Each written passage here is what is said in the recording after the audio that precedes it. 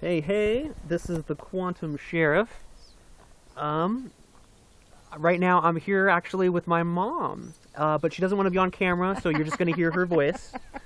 And I was going to have a conversation, and so hopefully the lighting's okay. I want to get in a good position with my arm here. Yeah. Now, I'll probably end up switching things. You know how it is, raw footage. So, we were going to have a conversation about the Mandela Effect. Now, I'm really lucky that my mom is one of the people who has experienced it and is willing to discuss it with me. So, this is what I was going to go from. There is this movie called Dark City, and people have probably heard of it, and especially with the Mandela Effect, people probably talked about it. Now, for me, I'd never heard of the movie before. Allegedly, it came out at the same time as The Matrix. And then when I was moving, it magically and mystically appeared within my collection of movies. Now, I have no idea how it got there. The only other person living there with me, had no knowledge of it, didn't know anything about it. All the other movies were accounted for both of us. So, as far as I'm concerned, it was a gift from the universe. And when I watched it, I had no idea of the Mandela Effect. I thought it was a very freaky movie, and I took it in. I felt like there was deeper meaning in the movie for sure. But I just rewatched it again, and I wanted to point out some things that were very poignant to me. Because the Mandela Effect is... it points to something, and related to that, and I think people more than ever, maybe just on YouTube, maybe just on the internets in general, are connecting the Mandela Effect and Flat Earth. And from my perception, they point almost to the same thing, and that's really, really important to see that connection, because then it can also free you by unlearning the system that anybody's in. So anyway. With the Mandela Effect and Dark City, this movie obviously was very powerful for me. And have you heard of Dark City? So let's since I'm here with my mom too, I'm just like a monologuing here. Have you heard of Dark City? I've heard of it, and I think I've seen some clips from it, and I know it's like a film noir style movie, and I actually thought it was more recent than when The Matrix came out, so that's interesting. Isn't that interesting? Yeah. So, and you can tell it's an older-ish movie by nowadays standards, I guess, too. Of course, I'm feeling my age. I was like, I said hello out there in TV land the other day, and I'm like, oh yeah, I know, we're gonna know that. So, there's certain Mandela effects, and I'm going to reveal two of them right now that were very poignant to me and have been mentioned elsewhere, but are like highlighted, in my opinion, in the Dark City. So, what Mandela effects have you experienced? Well, I am one of the people that thought Nelson Mandela passed away in prison. The original one. Yes, and then once you hear that. No, he's not dead. He's alive, and you just kind of go, "Oh man, I was sure he was dead." So that one, obviously, Berenstain Bears, another one. Yeah. The Bearstein. Yes, the yes. Quite I call them the Bearstains now. So I feel like I've experienced several things, and it's been interesting, kind of researching in on that as far as just other people's thought patterns and ideas on how it could be CERN and a couple of other ideas that have come up in trying to explain a possibility of moving into another timeline or things along those. Yeah, there's quite a bit of talk too, and I'm okay with either. It's just terminology, but some people are starting to call it the quantum effect. Yes, too, absolutely. Yes, I've heard rather that too. than the Mandela effect. Yes, I've seen a couple videos on that. So one of them that stood out to me, and I don't know why. The truth is that I feel like I only saw it once when I was really young. So I'm probably not the best reference for this particular one, but I have a strong memory of it nonetheless because it makes sense too. But do you remember the Moonraker James Bond one? Have you heard of that one? I have not. Okay, so I get to do the reveal too. Now, do you remember the movie? Have you seen it? Yes. Moonraker. Now, Roger Moore. Yes. and there's that one. He was Andre the Giant, right? Well, no, he wasn't Andre the Oh, Giant. no, but he was the big guy with the metal teeth. It wasn't Andre the Giant. Jaws. Yes, yeah. Yes. I can't remember his name, but he was a wrestler too. I don't know that he was a wrestler, but Maybe was an he actor. wasn't. Yeah, Yes. he did a lot. Yes. He did a lot. And I believe his nickname was And Jaws. that's just, and that's or the maybe funny that was thing. in the movie. Yeah. His name was Jaws. Yes, his name was Okay. Jaws in the Okay. movie. Okay. And do you remember why his name was Jaws? Yes, he had a big metal mouth. Big metal mouth, right?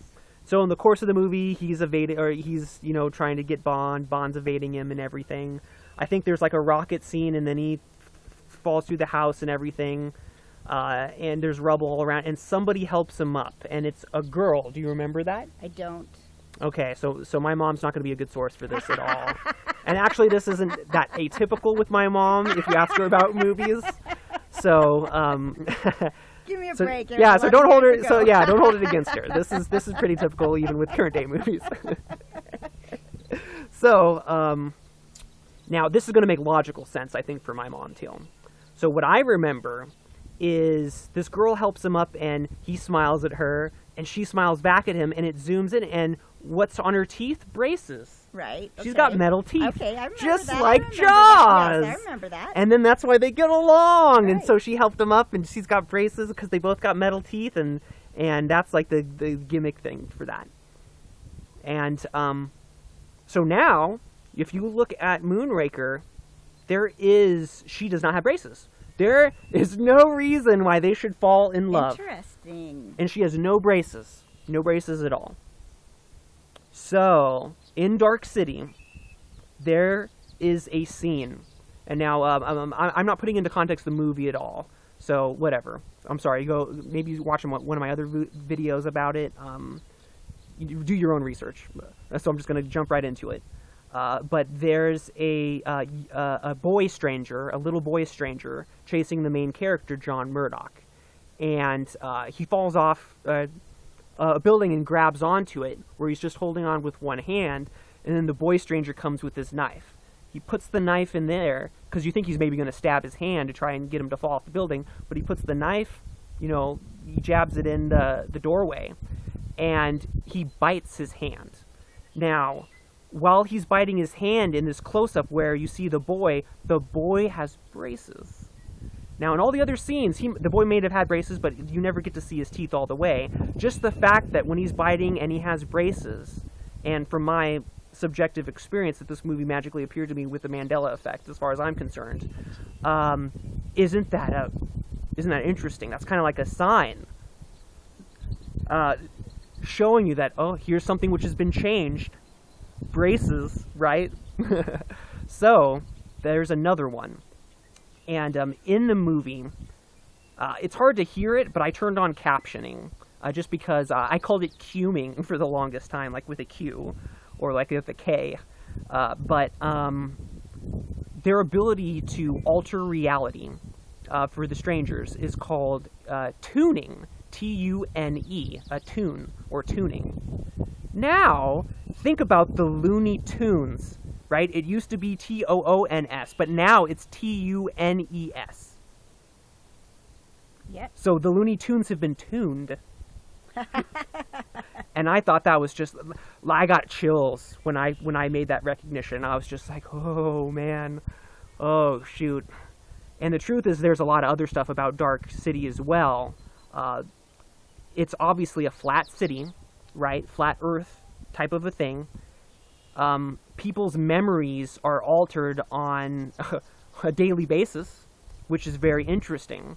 And also, it hints toward what people are calling or experiencing as the Mandela Effect, but it's almost people's inability to, their resistance to the new memories being given now. That people who are starting to tune for themselves are becoming immune to the stranger's control, essentially is what it is. People talk about hypnosis or mass hypnosis, and they allude to it in the movie as well. Because when people, by the strangers, are told to sleep, they sleep. There's no problem. In the beginning, when John Murdoch, he's told to sleep, he doesn't sleep. It's just like, what the fuck are you doing?